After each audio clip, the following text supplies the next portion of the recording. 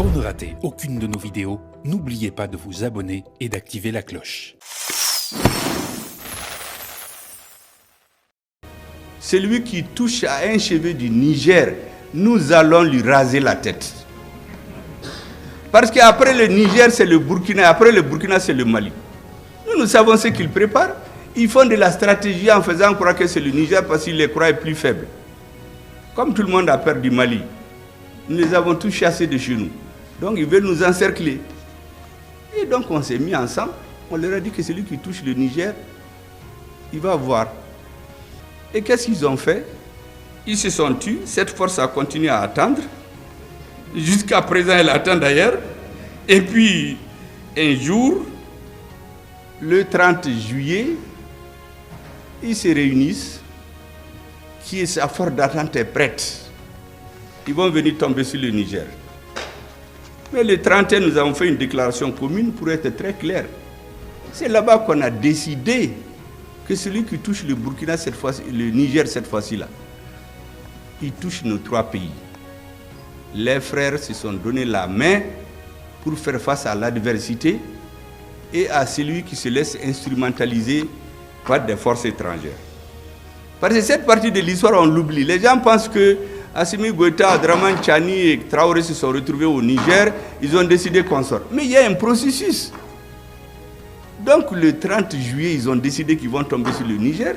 Le 31 juillet, nous leur avons dit que si vous tombez sur le Niger, nous considérons que c'est un acte d'agression contre tous nos pays.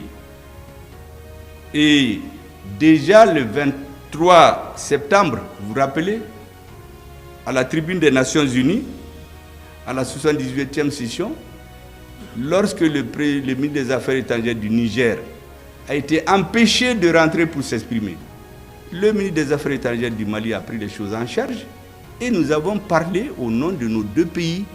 Il a parlé brillamment au nom du Mali et du Niger.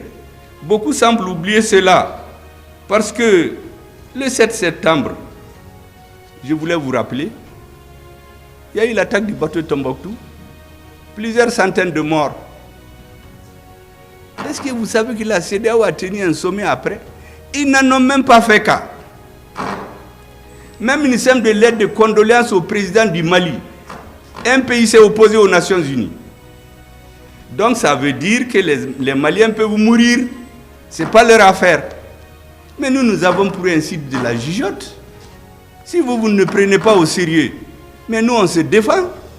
Des centaines de Maliens meurent. La CEDEAO se réunit. Elle ne fait même pas cas de ça.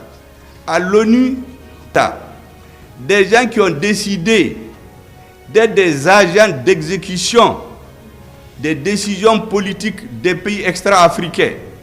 Nous ne pouvions pas continuer à accepter cela. Et, mesdames et messieurs, lorsque le 14 novembre, nous avons pris Kidal, après 13 ans d'occupation, la CEDEAO n'a rien dit. Pour eux, c'était un non-événement. Et pourtant, depuis 13 ans, l'État malien a été obligé d'être chassé de Kidal. Et pourtant, quand ces forces arrivaient à Kidal, il nous avait dit, vous vous rappelez du fameux discours de François Hollande, la force Serval va au Mali pour premièrement détruire détruire le terrorisme. Deuxièmement, imposer l'autorité de l'État sur l'ensemble du territoire. Troisièmement, appliquer les résolutions des Nations Unies. Mesdames et messieurs, je vous ai bien dit que c'est cette phase de mon intervention. Ça, c'était en quelque sorte le discours que j'appelle administratif.